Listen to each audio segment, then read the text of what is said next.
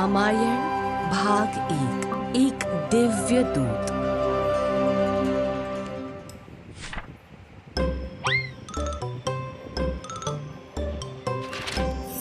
रामायण की रचना ऋषि वाल्मीकि ने की थी, लेकिन क्या आप जानते हैं वाल्मीकि जी को भगवान राम की कहानी सबसे पहले नारद मुनि ने सुनाई थी। नारद हमेशा स्वर्ग, पृथ्वी के सभी लोकों में यात्रा करते रहते हैं। वे सब जगह संदेश पहुंचाते हैं। आइए देखें कैसे नारद मुनि द्वारा वाल्मीकि जी को सुनाई गई ये कहानी रामायण के नाम से जानी गई।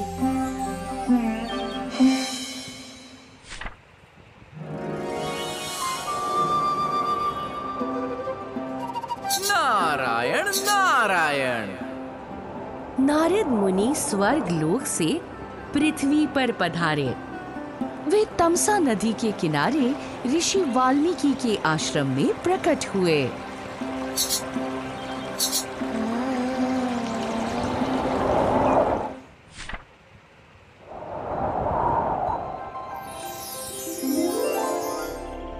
हे नारद, मैं आपकी उपस्थिति से सम्मानित हुआ। ऋषि वाल्मीकि ने भगवान विष्णु के दूत को प्रणाम किया। और सच कहूँ तो मैं बहुत प्रसन्न भी हूँ। मैं एक प्रश्न से जूझ रहा हूँ, और अगर किसी के पास उसका उत्तर है तो वो आप ही हैं। नारायण नारायण, पूछिए, मैं आपको उत्तर देने की पूरी कोशिश करूंगा।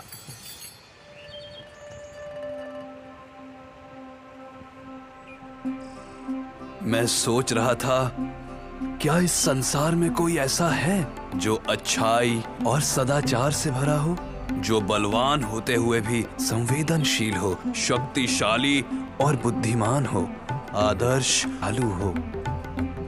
क्या इस संसार में ऐसा व्यक्ति मिलना संभव है?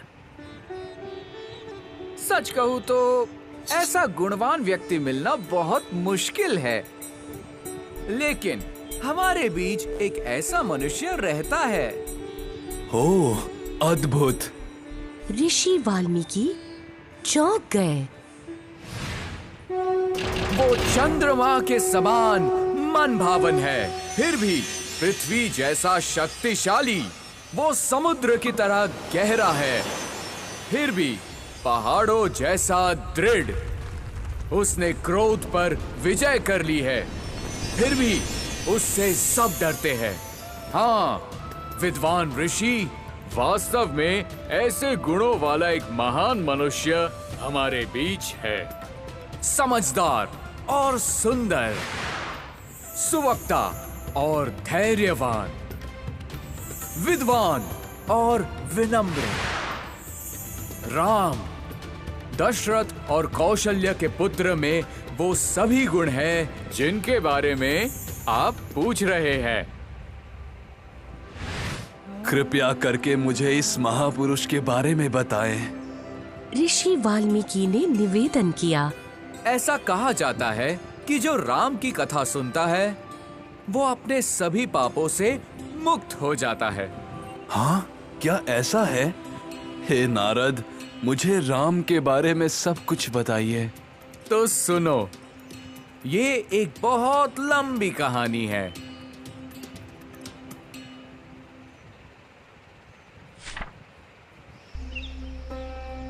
राम की कथा वाल्मीकि के मन में बस गई।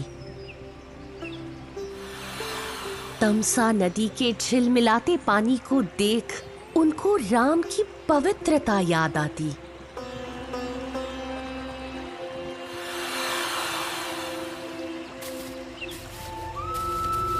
चारों ओर फैले घने जंगल को देख उन्हें राम की सुंदरता का बोध होता।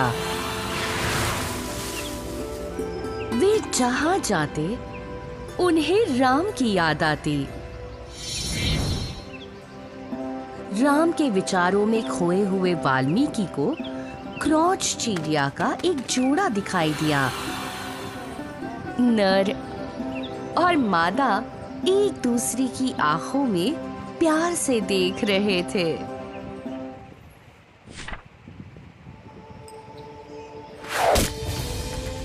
अचानक एक शिकारी ने तीर से नर के नाजुक शरीर पर वार किया और वो खून से लथपथ जमीन पर गिर गया। अपने साथी को तड़पते देख असहाय मादा चिड़िया दर्द से कराह उठी।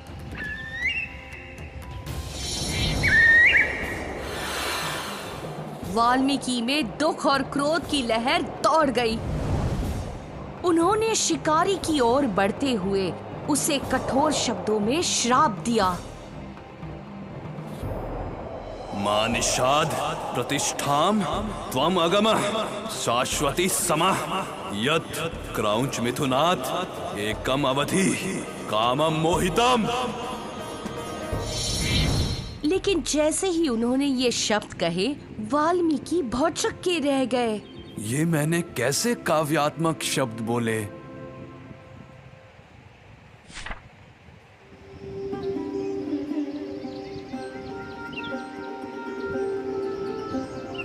आश्रम में वाल्मीकि ने अपने शिष्यों को पूरी घटना बताई। तभी भगवान ब्रह्मा उनके सामने प्रकट हुए।